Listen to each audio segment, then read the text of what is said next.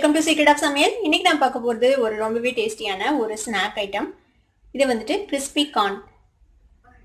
இது வந்து ரொம்ப ஈஸியாக நம்ம வீட்லேயே செய்யலாம். ஆனால் கொஞ்சம் கேர்ஃபுல்லாக செஞ்சோம்னா இது ரொம்பவே சூப்பராக இருக்கும். குழந்தைங்களுக்கு ரொம்ப பிடிச்சதாக இருக்கும். இது பாப்கார்ன் மாதிரி இதுவும் நல்லா கிறிஸ்பியாக இருக்கும் சாப்பிட்றதுக்கு. சரி வாங்க இந்த கிறிஸ்பி கார்ன் எப்படி செய்யலாம் அப்படின்னு பார்க்கலாம். இது வந்து ஸ்வீட் கார்னை வந்துட்டு நல்லா வேக வச்சு இந்த மாதிரி உதுத்தி வச்சுருக்கேன். இப்போ இதில் கொஞ்சமாக மஞ்சள் பொடி சேர்த்திக்கோங்க, மிளகாய் பொடி கொஞ்சமாக சேர்த்திக்கலாம், ஒரு 1/4 டீஸ்பூன் அளவுக்கு மிளகாய் பொடி, உப்பு கொஞ்சமாக சேர்த்திக்கோங்க. இது கம்மியாக தான் உப்பு பிடிக்கும். நம்ம வேக வைக்கும் போது கொஞ்சம் உப்பு போட்டிருக்கேன் நான். இதுக்கு தேவையான அளவுக்கு மட்டும் உப்பு போட்டுக்கலாம். இது கூட ஒரு 2.5 டீஸ்பூன் அளவுக்கு கார்ன்ஃப்ளவர் பவுடர் போட்டுக்கலாம்.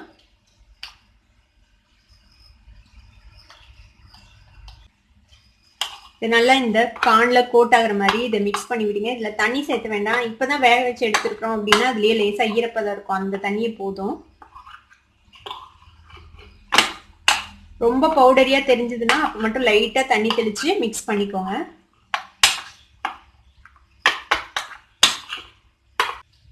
பாருங்க இந்த மாதிரி நல்லா கோட் ஆகணும். எல்லா கார்ன்லேயும் நல்லா கோட் ஆகிற மாதிரி இந்த மாதிரி மிக்ஸ் பண்ணி வச்சுக்கலாம். இந்த கார்ன் ஃப்ரை பண்ணுறதுல ரொம்ப முக்கியமான விஷயம் ஒன்று நீங்கள் பார்த்துக்கணும். ஆயில் வந்துட்டு ரொம்ப ஹாட்டாக இருக்கக்கூடாது. ரொம்ப ஹீட்டான ஆயிலில் நீங்கள் கார்ன் போட்டிங்கன்னா உடனே வெடிக்க ஆரம்பிச்சிடும். பாப்கார்ன் மாதிரி பர்ஸ்ட் ஆக ஆரம்பிச்சிடும். ஆயில் வந்துட்டு மீடியம் ஹீட்டில் தான் இருக்கணும். மீடியம் ஹீட்லேயே இருந்தாலும் நீங்கள் பொரிக்கும் போது இந்த மாதிரி ஒரு மூடியை வந்து நீங்கள் பக்கத்தில் வச்சுக்கோங்க.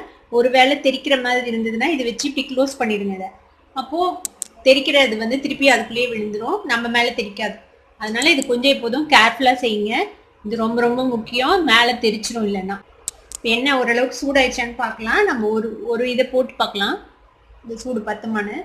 இன்னும் கொஞ்சம் சூடாகணும். இன்னும் சூடாகலை. இது இந்த அளவுக்கு சூடானா போதும். இங்கே பாருங்கள் பொரிய ஆரம்பிக்குது. இந்த அளவுக்கு ஹீட்டானா போதும். இப்போ நம்ம இந்த கார்னை போடலாம்.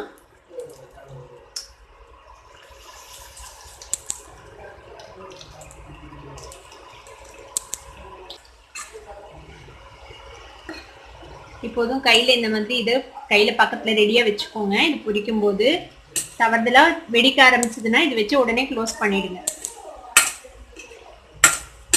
ஒரு 2-3 மினிட்ஸ் இதே மாதிரி மீடியம் ஹீட்லேயே ஃப்ரை பண்ணுங்கள். இது ஓரளவு ஃப்ரை ஆனதுக்கு அப்புறமேட்டு நம்ம வந்து ஹீட் அதிகப்படுத்தி ஹை ஃப்ளேமில் நம்ம பொரிக்கணும். பாருங்க ஒரு பாதி அளவுக்கு ஃப்ரை ஆகிருக்குது. இப்போ நம்ம ஃப்ளேம் அதிகப்படுத்தி வச்சுக்கலாம். இப்போ நல்லா ஹை ஃப்ளேமில் வச்சு இது இன்னும் ஒரு 2-3 மினிட்ஸ் ஃப்ரை பண்ணி எடுத்துக்கலாம். திரும்ப சொல்கிறேன், பொரிச்சு எடுக்க வரைக்கும் ரொம்பவே கேர்ஃபுல்லாகிடுங்க. கையில் எப்போதும் ஒரு மூடி கையில் தயாராக வச்சுக்கோங்க. நான் சொல்கிற மாதிரி இந்த ஹீட்டில் பொரிச்சிங்கன்னா இது வந்து வெடிக்காது. ஹை ஹீட்டில் மட்டும் உடனே போட்டுறாதீங்க இந்த கார்னை. பாருங்க நல்லா கிறிஸ்பாக ஃப்ரை ஆயிடுச்சு. இப்போ இதை எடுத்துடலாம். நம்ம எடுத்து இந்த மாதிரி வடிக்கிறதுல போட்டு கொஞ்ச நேரம் ட்ரெயின் பண்ணிங்கன்னா அந்த எண்ணெயெல்லாம் திருப்பி இதுலேயே விழுந்துடும். அப்புறமேட்டு நம்ம டிஷ்யூ பேப்பர் மேலே போட்டுக்கலாம். இப்போ திருப்பி ஹீட் கம்மி பண்ணி வச்சுக்கோங்க. அடுத்த லாட் போடும்போது திருப்பி ஹீட் வந்து மீடியமில் இருக்குதான்னு செக் பண்ணிட்டு அப்புறமேட்டு போடுங்க. கொஞ்ச நேரம் இப்படி வடிச்சிட்டு இந்த மாதிரி ஒரு டிஷ்யூ பேப்பரில் போட்டுருங்க. இது மாதிரியே நம்ம எல்லா கார்னையும் பொரிச்சு எடுத்துக்கலாம். இப்போ பாருங்க இந்த மாதிரி நல்லா பொரிச்சு எடுத்துக்கோங்க. நல்லா கிறிஸ்பியாக பொரிச்சு எடுத்துட்டோம் நம்ம இந்த கார்னை. இது நீங்கள் இப்படியே சாப்பிடலாம். இதுவே நல்லா தான் இருக்கும்.